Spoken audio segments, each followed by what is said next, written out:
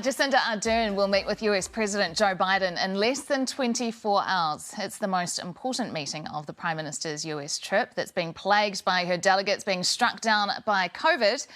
For some analysis on the meeting, former Prime Minister Sir John Key. Morning. Thank you very much for joining us this morning. What is actually achieved at these meetings? Practically, in some senses, not a hell of a lot, but you build a relationship and rapport and get an opportunity to get to know the person a little bit better. I mean, one of the things that we're really lucky about these days is that New Zealand Prime Ministers go to APEC and East Asian Summit, and in a non-COVID environment, that's when you actually probably get a lot more face time. I mean, that's how I got to know Barack Obama so well and why we end up playing golf. But there's no getting away from the fact that a visit to the White House for any Prime Minister, it's a big deal and it's important. Significant. What's the protocol in terms of the topics that can be raised? Does this have to be discussed previously, or can you just raise what you want there? I mean, in theory, everything's choreographed to an inch of its life. So yeah, there's an agenda and you don't have a lot of time. You feel like you do, but in reality, by the time you get in there and get through the pleasantries and go through the agenda, and you'll have a few things that you want to tell the New Zealand media, you know, I hit these particular points of interest. So yeah, I mean, you can stray. I mean, it's not like, there's a rapport there. And, Joe Biden, I met him a couple of times when he was Vice President, once or twice actually in Washington, and then he obviously came to New Zealand. So he's a very hail fellow type of thing. He's a nice guy. He'll it's not like he won't be able to talk about particular issues, but I'm sure want to hit those particular points around trade in the Pacific and things. Yeah, and no doubt gun control will come up because it's so very much focused on the news agenda there at the moment. When the Prime Minister was in Washington, D.C., she was kind of traipsed around the senators' offices and used very much as a photo opportunity for them. Is it wise for the Prime Minister to engage in this kind of discussion with the President? Yeah, I mean, she can do, obviously, and I mean, most New Zealanders, I think, would sit there and go, what a ridiculous set of laws and rules they've got in America where an 18-year-old can wander along and buy an assault rifle. I mean, I understand the Constitution and the right to bear arms. I think there was the right to bear a gun in case a grizzly bear came into your log cabin, not the right to take an AK-47 somewhere or an assault rifle. The problem you've got is it's just not going to change in the United States. So if I was Joe Biden, there's only so much.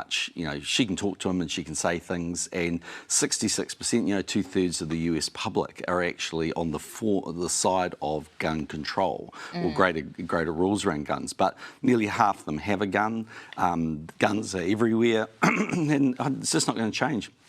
The US Supreme Court will strike down, I think, any overarching moves any US president made to try and, control guns in America. If we can move on to a different topic now too, because we will have obviously a lot of analysis on this tomorrow. The Chinese Foreign Minister has been touring the Pacific and Fiji lately at the moment. Where do the relations between China and Pacific cross the line? Because it's not like any relationship is a bad relationship, right? But there's a line. Where is the line? Yeah, I mean, I think it's where the line is all about sort of total influence and control, I suppose. So, the funny thing is, I saw the Prime Minister basically saying that, it's not new that China's been in the Pacific. She's actually right. They've been there a very long time. In fact, funnily enough, the bigger sort of thing was competition between Taiwan and China and the Pacific to a certain degree.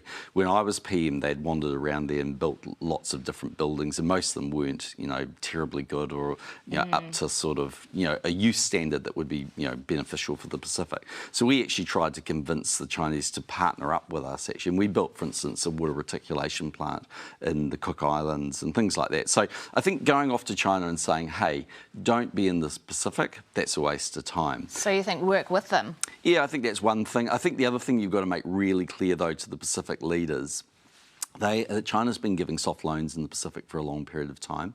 And I used to say to the Pacific leaders, look, I can't tell you how to run your kind of country's balance sheet, if you like, but I can tell you this much. If you borrow money, they'll want to be repaid, and we're not repaying for you. Because I don't think the New Zealand taxpayers should be sitting there saying, if Samoa or Tonga or anybody else wants to go and borrow money and do whatever they want with it, we're on the hook for that. So, but yeah, look, China's going to be there. They're going to be there forever. The Americans have been worried for a very long period of time. What she won't get, I don't think, is the Americans saying, I'm going to do so much more in the Pacific. The Americans will say quite simply, we have the whole world to worry about. By the way, you're sitting out there, you're in Australia, it's your backyard, deal with it. Yeah, right. Okay, so perhaps don't try and go down that line. Well, I don't know. Just to bring you back into politics as well. Really, you want to do that? Okay, yeah. Unfortunately, you have to talk to Brona, and she's opposed. So we had a nice little run, but But remember campaign periods and attack ads. I do remember them well. Those? Yep, I remember. Have a look at this. Okay. This is an ad that's been put out amongst a flurry of ads that have been put out by the Labor Party. The cost of living crisis, that's how we'll win this election. That one's authorised by Grant Robertson, a picture there, of course, of Christopher Luxon. Well, that's great because... What do you make of that? Yeah, no, that's really cool. I think we should be in favour of that in the National Party because it's a nice picture of Chris. And actually, Chris is really right. The cost of living is the biggest issue that Kiwis face, and the government's completely failed on that front, so... good on them. But I mean, Grant Robertson says it's not a game. It's not about trying to win a competition. Well, I mean, firstly, how amazing is this that you've got the government, I have no doubt probably using taxpayers' resources funneled through the leader's office somehow where you can't find it, that paying for these kind of ads. So, secondly, it's a sign of worry, if you spend time talking about your opposite number, you're worried about them, right? And thirdly, if anyone can theoretically control these things, it would be the government. And one of the reasons that cost of living is under so much pressure is because the government's borrowed the better part of $100 billion. You've now got the Reserve Bank governor firing up interest rates. The biggest single item that most New Zealanders face is either their rent or their mortgage, and that's going through the roof because the Reserve Bank governor has got no option but to try and counter the spending of the government. So, if they want to highlight that issue, I'd say highlight. I haven't spoken to Chris about it, but I'd say highlight it. Well, also on highlighting the cost of living, is there any political party that hasn't made use of a social issue to try and win an election?